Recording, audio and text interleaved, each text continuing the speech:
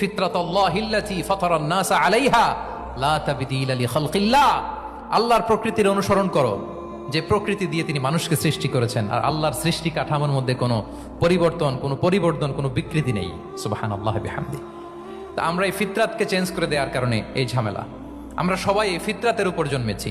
কুল্লু মাউলুদিন ইউলাদু আলাল ফিতরা ফাআবাওয়াহু ইউহাউবিদানিহি আও ইউনাসসিরানিহি আও ইউমাজ্জিসানিহি। প্রতিটি নিউ বর্ন বেবি তারা ফিতরাতের উপর জন্মায়, মানে নবজাতক সন্তান ইসলামের উপর জন্মায়।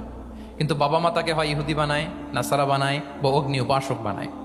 তাহলে এই যে ফিতরাত, আল্লাহর দেয়া ফিতরাতকে যখন আমরা চেঞ্জ করেছি, আমাদের জীবন থেকে বারাকা উঠে গিয়েছে।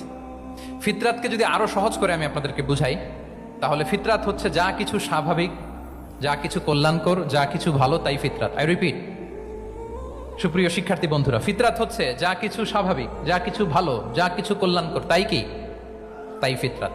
এই যে এখন আরবি কোন মাস চলছে বলেন তো? রজব। এই রজব মাসের 26 তারিখ দিবাগত রাত্রে আল্লাহ রাসূল সাল্লাল্লাহু আলাইহি ওয়াসাল্লাম ঊর্ধ্ব জগতের একটা ভিজিটে গিয়েছিলেন। আমরা জানি না সবাই?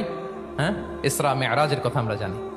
সো মেরাজ রজনীতে আল্লাহ রাসূল সাল্লাল্লাহু আলাইহি ওয়াসাল্লাম ফিতরাত, মানে what is the essence of ফিতরা, এটা বোঝানোর জন্য হাদিসটা আমি শেয়ার করছি। মেরাজে যখন গেলেন, জিবরিল আলাইহিস সালাম ওনাকে 2টা পেয়ালা দিলেন।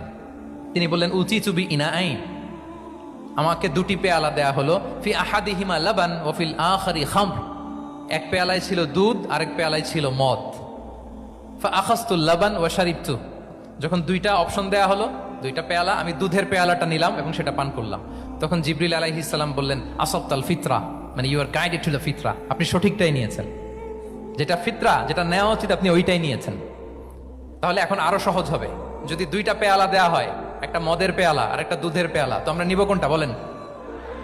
হ্যাঁ, তাইলেই ফিতরা হবে। তাহলে কি হবে? তাহলে যেটা স্বাভাবিক, যেটা কল্যাণকর, যেটা আমাদের জন্য ভালো, সেটা হচ্ছে ফিতরাত। তাহলে মদের পেয়ালা, দুধের পেয়ালা, কোনটা নিব?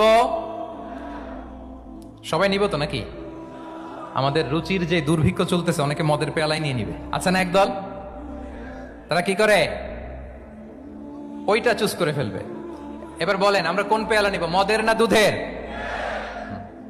আমাদের ঐতিহ্য, আমাদের রুচি, আমাদের মূল্যবোধকে ধ্বংসের যত আয়োজন দরকার, সব সেটআপ চারদিকে আছে।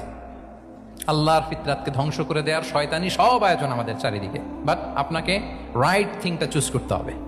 তাহলে রাসূল সাল্লাল্লাহু আলাইহি ওয়াসাল্লামকে দুধ দেয়া হলো, মদ দেয়া হলো, তিনি নিলেন দুধের পেয়ালা। তাহলে এটা হচ্ছে ফিতরাত। এটা কি? ফিতরাত। এভাবে সবকিছু চেঞ্জ করে দেওয়া হয়েছে।